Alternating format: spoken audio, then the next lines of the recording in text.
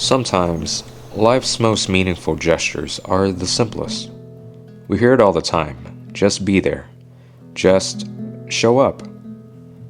But I've learned that showing up is more than just a physical act. It's a way of bringing your presence fully into the lives of others, and also into your own. This year, I've tried to do just that. Not just with the big moments, but even in those quieter, everyday spaces. It began with spending more intentional time with my parents. Life can be relentless, and it's easy to let days slip by without pausing for these connections. But I began realizing that some of the most valuable moments aren't about achieving anything. They're about simply sharing space. There was no grand plan in mind when I'd stop by and visit, or even picking up the phone to have a chat with the parents, since they're all the way down in Texas and I'm here in New York. Just the act of being there, sharing a meal, or even listening to their stories is enough. And let me tell you, my dad had a whole bunch of them. You know, these times together reminded me that being present isn't about what you do or say. It's really about the quiet comfort of knowing someone cares enough to stay close. It's a kind of gift that often goes unspoken. I've now come to see how deeply it matters. Now, beyond that, the art of showing up has also taught me the joy of experiencing life beyond my comfort zone. I started saying yes to invitations, like concerts with new friends, or even driving several hours to states I've never been to before to simply hang out. At first, I felt a bit hesitant, like I was stepping into unfamiliar territory.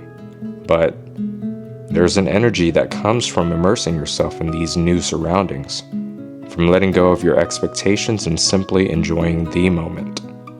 It was in those moments that I began to understand what it really means to be open. Sometimes it's less about knowing exactly how an experience will go, and more about the willingness to embrace whatever happens, to connect, and to learn.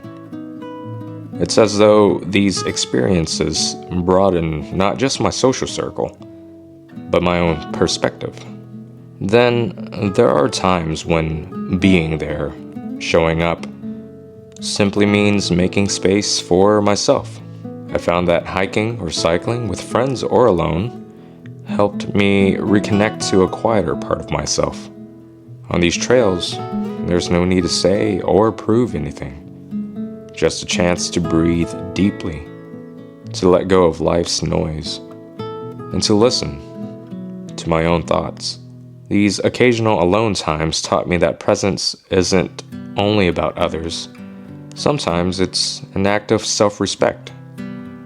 It's a way of saying, I value myself enough to listen, to be still, and to find peace in my own company. Of course, there are those effortless moments with friends and family, just being together with no agenda or distractions. Hanging out like this feels natural, but it's deeply meaningful. It's as though being there in these small ways allows space for true connection, for comfort, and for a kind of trust that only grows over time. To me, this art of showing up is woven through all of these moments. It's not about grand gestures or perfection, but about choosing to bring your whole self to each experience. It's choosing presence over perfection, connection over convenience. So, here's to the beauty of being present, showing up, whether with others or with ourselves. Because when we're there, fully and openly, that's where life's real meaning lies.